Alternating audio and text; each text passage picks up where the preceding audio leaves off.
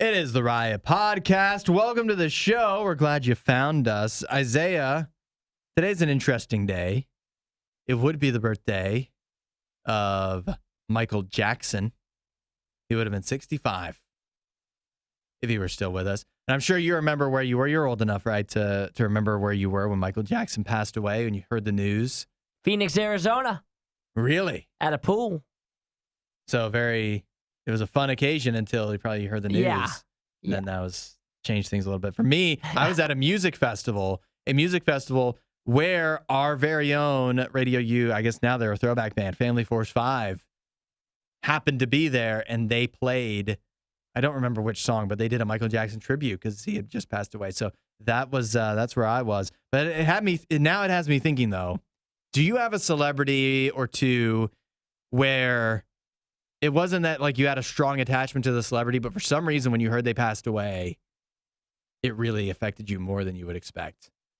Because I actually have two for me and one for my wife that jumped to mind instantly that affect you way more than you would think they would based off of how much you actually cared about like you don't know these people. Yeah, like I haven't had one that I've been like crushed by. Mm-hmm. The one that I was a little sad about actually happened pretty recently. That was when Jim Brown passed away. Oh, yeah? Who was like one of the greatest Cleveland Browns of all time. Yeah. And so when he passed, because every year they would always show him for the game, and it was kind of like a tradition thing. Oh, yeah. For Cleveland. So when he passed, that was a sad day for me. That is, but I mean, it makes sense. You had an emotional connection to him, though, a little bit. For me, it's also two former athletes. One is Tony Gwynn. He was a superstar for the San Diego Padres for a long time. And I don't really remember him playing. But I feel like I had a lot of baseball cards of him maybe and whatever and played him in old video games. And then, but he passed away fairly young. And so like not so long after he had retired from baseball, I believe he also chewed a lot of tobacco and stuff and had some kind of cancer. So that explained that. But he was one. But then another one, this guy I don't know anything about at all. His name is Ken Stabler. You heard of him? I know Ken Stabler. Quarterback for the Raiders. Yeah. I mean, I think that was the 70s. It was well before I was born. And he was retired well before I was born. But when he passed away, I heard some radio host just eulogizing him. And that actually got me. So I guess it really wasn't about Ken Stabler at all. It was about the guy who actually did have a connection to him, and Ken Stabler passing away. That got me teary-eyed, but it didn't affect me long term. But then here's a weird one for my wife. Ready? She has always said she got super emotional when Bernie Mac passed away. Really? Yeah. Why? I don't know. It's not like she didn't watch his show, the Bernie Mac show. It was a name she knew. He was in Ocean's 11. A pretty famous comedian for a while, but it wasn't like she had any fond memories of Bernie Mac. But for some reason, when he passed away, which I believe was pretty unexpected, my wife's always said, "Yeah, I didn't care about Bernie Mac that much, but it really got to me." Yeah, there weren't a lot for me that like I didn't have feelings for in some way or another. Yeah, that for whatever reason made me really sad. But there were some celebrities that passed away that I was so sad. Yeah. Which is just crazy. Do you want to access those? I mean, there's like obviously Chadwick Boseman. Yeah, that was sad. Black Panther. Super unexpected, obviously. That one was super sad. The Paul Walker one was really sad. That's right. What about Steve Irwin? Yeah, sad. You know what? Actually, that was tough too. But I had, a big emotional connection to him. I watched him a lot growing up. So that was tough. And then I think anytime, like some of the ones that have hit me the hardest are always when it's not only unexpected, but it's somebody who takes their own life. Those are really tough. Even if you're less familiar with the person, that's still always tough to see. So Chris Cornell and Robin Williams and Chester Bennington from Linkin Park, those are all tough ones too. What a somber podcast intro today. That's right. You know what we should do after this is have a real good time. That's what we got planned. Let's change the subject. Don't worry, we have a lot of fun in the podcast. There's no more death in the podcast today. Well, maybe the trees. The trees. Okay, there's no more death. There's no more humans dying in the podcast. Podcast, it's a good time, and enjoy it. It'll put a smile on your face or your money back. We'll see you guys soon. You won't hear a show like this anywhere else. And that's probably for the best. The worst of the riot. Radio U. Interesting trend going on in China. They're experiencing something that's that's now being called full-time children in China. Isn't that how all children are? No, you don't understand. You got to watch them full time. They constantly require supervision. I understand. But this isn't that. This isn't having a baby and then supervising it for 18 years until it grows up. This is 20 and 30-year-olds becoming full-time children once again, moving back in with their parents, performing household tasks, chores, in exchange for free rent, pretty much. They're heading home, these adults, to live with their parents. They offer their parents a few positives. Again, they'll take care of the chores. It says they'll even take them shopping somehow with their parents' money that the parents are giving them. And in exchange, they get free rent. I feel it's a pretty common thing. It's taking off. It's not. Is it really common? How many people do you know that are in their 20s and 30s that move back with their parents and don't have a job? Oh, they don't have a job. Yeah, they're children. They're living as they're not children. They're living They're as adults. grown children. They're reverting to their living life the way they lived it when they were like 13 years old, pretty much. See, I thought you were saying they just live with their parents. I'm like, a lot of people in their 20s live with their parents. No, yeah. It's a great way to save money. Yeah, no, that's fine. But that's not being a full-time child.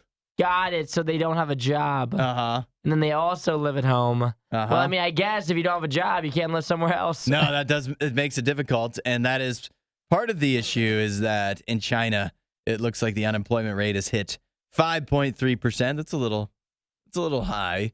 And so in combination with being unemployed and or burnt out, it's leading people to move back in at home and live a rent-free lifestyle, a chore lifestyle, a full-time child lifestyle. Here's my question to you. Do you think this actually even, like if you could do this, does it even sound better than just living life as an adult being independent? Oh, no, absolutely not. That's what I was thinking too. Like, I don't think, I would rather have my own money. Yeah. Yeah. That way I can spend it however I want. If I'm asking my parents for money, like every day to go like out to eat, yeah, that just seems wild. Like last night I went to Chipotle and then I got an ice cream cone from McDonald's. Yeah. With my own money. You did both? Yeah, I did both. Wow. It was a special night. Yeah, it was. But if I had to ask my parents every single time that I wanted to go out to eat or do anything, that would be terrible. Yeah, I think, I get it, I guess, because a lot of people have fond memories of being a child, and then it felt even all the more special when your mom took you to Taco Bell, but it's not better than being a grown-up and just being able to, if you want Taco Bell, you just go get it. You just go do it. You have your own money. But then you avoid all the stresses. You don't have to pay bills. Yep. So it's. But they could do the same thing and have a job. They could have a job. But then their parents might kick them out. I don't know. It doesn't sound like their parents are really. Doesn't sound like they would. Do you think they would kick them out right now? They're just giving them money. Yeah. It doesn't sound like the Chinese parents are really. They sound like they're happy being full-time parents, it seems.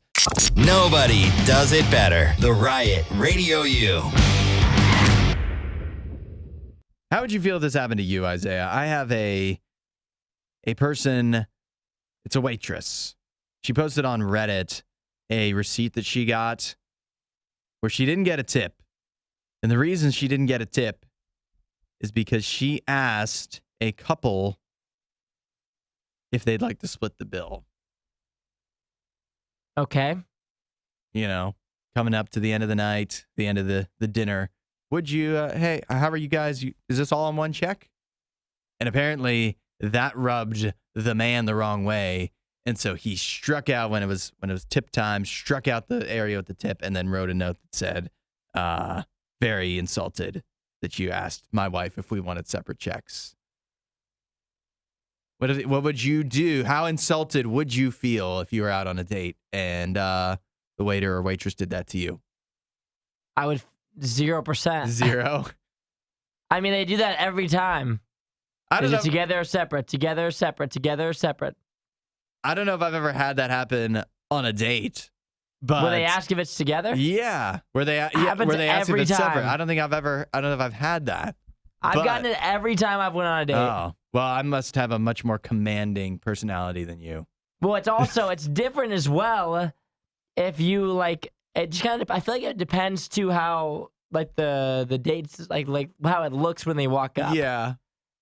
But I've been asked every single time that I go and sit across from anyone. I went out to eat with my aunt recently. I went out to eat with girls recently, Yeah. and every time I go, they say, "Is it together?" Because they want it to be together. They don't want it to be separate. Yeah, obviously. it's easier for them. Yeah, they just say, "Is it together?" Yeah, and then you have to say it's separate. This is all in one check. Yeah, Is the line I always hear. it's a standard line. Yeah. No, I mean I've heard it a million times. I just usually in a dating scenario, I don't think that's ever come up. However, if it were to come up, 0 insult whatsoever. It's just polite. It's just how do they know? How are they supposed to know? Is it rude to assume at this point that people are on a date? You don't know what their relationship could be. Mm-hmm. A man and a woman can't be friends, can't be related. I don't know why this guy took such offense to it, but I have a good guess. And that's because the woman said she didn't, the waitress said she didn't assume that they were dating, that they were together because he seemed to be in his late 50s or early 60s. And this woman was much younger, the woman that was his wife, evidently. And so she just assumed, she didn't assume that they were together. It sounds like he might be a little insecure. Yeah, clearly if he didn't leave a tip. Yeah. Yeah, I don't know what to say to this guy. I mean, that is just standard restaurant going. He must not go out much. Maybe not. Yeah. He must not go out much because I think just about every time I get asked that. So for him for him not to leave a tip too, it was $65.80. I mean, he's just a jerk. He probably was so. just looking for an excuse to not give a tip. This is Radio U's Worst of the Riot. Isaiah, I don't know if you've seen all this hubbub going around of Noah Lyles. Have you ever heard of him before? I've seen the hubbub. This name sounds familiar, but I don't think I've seen him before. The name is only familiar because of the hubbub. Noah Lyles is a track and field star, and he had some comments recently at a press conference where he asked, he says, here's the actual quote. I watched the NBA Finals, and they have world champion on their head. World champion of what? The United States? And then he goes on to say, don't get me wrong, I love the U.S. at times, but that ain't the world. We are the world. Talking about track and field, the World Athletics Championships last week. We have almost every country out here fighting, thriving, putting on their flag to show that they're represented. There ain't no flags in the NBA. Yeah, a bit of a weird take after you just won the world championship. Yeah. And To take a shot at the NBA, it seems kind of like an odd celebration to me. by the way, Noah Lyles, if you're wondering, is American. Yeah. He is from the U.S. So now I've seen there's a bunch of reactions coming out from NBA players, which honestly, I don't know about you. I think these are kind of lacking because Kevin Durant just said somebody helped this brother. Devin Booker just left a face palm emoji. And Damian Lillard just left a pair of laughing emojis alongside TF. So I don't think they're really getting at the point. Like somebody explain to Noah Lyles, do you think you can do it? Why the NBA championship is the world championship? Because there's no higher form of basketball than the NBA, obviously. Exactly. It's like the NFL. Obviously, it's the world championship. Yeah. So you win the Super Bowl, you're the best football team in the world. That's just because the best football is played in the U.S. of A. Same thing with basketball. The best Right. basketball is played in the U.S. of A. No one would even challenge it. There's no other country that would even challenge it. Yeah. There's players from every other country around the world. Well, not every country, but if you are a good basketball player from any other country, you come to the United States and play on an NBA team if you're good enough. If you're not good enough, you don't. And so that's why It's called the World Champions. And yeah, they do have the Olympics and like the World Cup that's going on for basketball right now. And what happens usually, the United States winds up winning anyways. So I don't really get the criticism. And I've had this argument with people before, Steelers fans, after the Packers won the Super Bowl, and I said they were the world champions, but I think they were just, poking fun at salty. you. Yes, a little salty after they got smoked by the Packers in the Super Bowl. So it's a ridiculous. I don't know. It's just I do like Drake's comment because Drake said he thought this speech was going to be so hard in the mirror the night before. I know. I don't know why he would even bring this up. This is some personal issue to him. He's probably thought about for years. And after he does well at the World Athletic Championships, now he's like, this is my chance. Finally, people will hear. I've been shaking my fist at clouds for years about the NBA not being the World Championship. Finally, people will hear my voice. And now, as Drake says, the whole league doesn't rate you. You're looking like a fool. Yeah, it does look silly, especially because it's like not at the Olympics right now either. Yeah. Like the one time people care about track and field and all that stuff is at the Olympics. Yeah. And right now he's doing all this. If he did this at the Olympics, at least then it would feel like it had a little bit more credibility. Mm-hmm. But right now, did anybody watch it? No, I didn't even know what was going on. No one even knew. Yet again, only familiar with this guy because of his goofy comments. Oh, hi there. This worst of the riot. Crank that up. Radio U. Check this out, Isaiah. This is crazy. Bad Bunny and Kylie Jenner. Kendall Jenner. I always get them mixed up. Hope he missed it. It sounds like things are heating up between the two of them. I don't know if you've seen, but people have spotted Bad Bunny himself wearing Kendall Jenner's K necklace. A sure sign. Well, now they're it's getting serious. I mean, they've been together for a while, but now it's getting real. Things are heating up. This is what I wanted to get at. You don't trade possessions, jewelry, clothing with somebody unless the relationship's like serious, right? It just depends on what it is, where you are, how you feel. Mm-hmm. Is that like you think that's the first big step from, yeah, we're dating to like, no, this is getting pretty serious, pretty significant? It could be. But maybe not too. Because I think it could be real casual with a K, you could be saying. It could be real casual. Yeah. Like this weekend I was at a festival, right? Uh-huh. And one of my friends traded bracelets with this girl that he was hanging out with the whole time. Braces? Bracelets. Oh, bracelets. Which is like something you would do. Trading braces sounds like when you're 14 and you're kissing. Yeah, they were back behind the bleachers trading braces. You're not going to believe what I did after recess. We were trading braces. Me and Nicole, we were trading braces. No, they traded bracelets, which is real festival-y. Yeah. To do, but this is a little more serious. It's weird though. I think it's weird that Kendall gave him. That's what I was thinking. Her necklace. It's usually reversed in my relationships.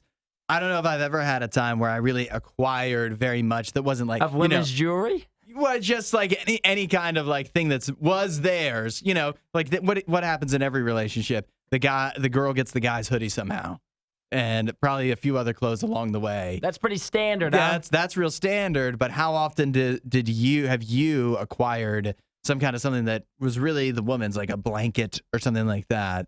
You know what else is weird? Feels rare. See, I had the same conversation this weekend with one of my girlfriends at the pool. She was like, you know what I think is weird? It's like there's always a time where like the girl like gets a hoodie or something. She's like, but if a guy asks for like a shirt or something, like that makes him feel like a little kid. Like, what, you're gonna fit in my shirt? That feels weird. Uh-huh. But if a girl like takes their guy's oversized hoodie, then that's okay. Yeah, that is. I mean, it's very one-sided in that way, I would say. But I don't know. It seems like it could be the sign that Bad Bunny and Kendall Jenner, they're moving in a serious direction. So we'll keep our eyes on that. Keep you updated. Now, if your girl offers you a necklace, you can just take it because Bad Bunny did. But Bad Bunny's also, he's a pretty like outlandish style guy. He's a different breed. He's built different. Radio U's Worst of the Riot podcast. I got a new annoying work stereotype for you, Isaiah. I don't think this is anything new, but we now have a word for it. Similar to quiet quitters, people who kind of phone it in. That's always been a thing. Do just barely the bare minimum to not get fired, or maybe they kind of want to get fired, but they don't want to quit. How about this one for you? Loud laborers.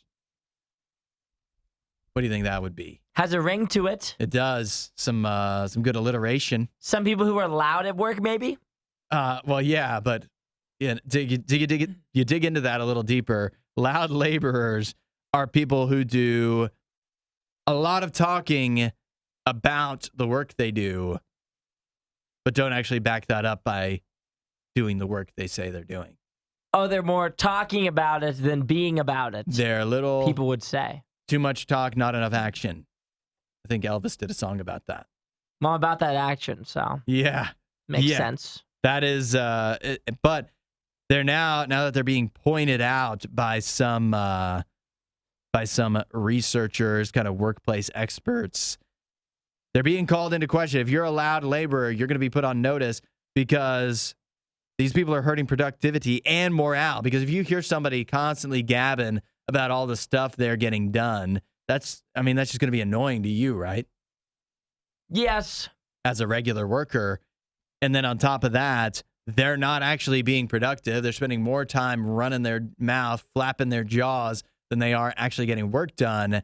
And so that's putting a lot of the weight on other workers around the workplace. And people just are going to get tired of you real fast acting that way. So what's the way to fix it, you know? What can we do? Keep your mouth shut, put your head down, get some work done is one option. Hudson, you clearly don't understand what's going through their head. Yeah. No, you're right, because loud laborers think they're doing so much. That's the thing. I think they're blissfully unaware of how little work they're actually accomplishing. And I think too, they don't care about really telling you about it. They're telling their boss what they're doing. Yeah. So like the reason they're talking about it, I think, is so that they can get credit for what they've done. Mm-hmm. Even though it may very well be stuff that actually other people took care of by and large, or that's not actually a very big accomplishment at all, but in their eyes, they think it is, and they think the boss should see it that way. Or even maybe they have a boss who never says like anything to them. And so if your boss never says anything to you, and you're just working every day, and you're doing all this work, and you're doing all these things, and your boss just goes through every day never saying like, oh, you did this, oh, you did that. Like sometimes people feel undervalued, and so I could see that being a reason too as to why they want some attention. Hey, they're like, boss man, I've been doing this, and this. You asked me to get this done, I got it done. And then there's never like a piece of cheese at the end of the string that their boss is putting out there of like, oh, nice work doing this. And so they feel like they have to say, oh, I got this done, oh, I got that done, as I think a search for that validation. So you think the loud laborer phenomenon is actually the boss's fault? Yeah. Everything is the boss's fault, isn't it? It's not that it is the boss's fault. I don't think there would be a reason to tell everybody what you're doing unless you're seeking that attention. So the boss needs to just nip it in the bud. Give somebody some attention. Give them some clear goals and expectations as a boss is something you could do. And then maybe that will shut some of these people up, actually give them something to work on instead of just constantly running their mouth and trying to get attention that way. Yeah, it says, what can managers do about this issue? The best advice when it comes to these is to keep communication open, set up a one-on-one time with your teams. That way you can catch a loud laborer before the situation escalates. There it is. Wasn't that a great Riot clip? While you're here, you should watch more of our videos and subscribe so you don't miss what we do next.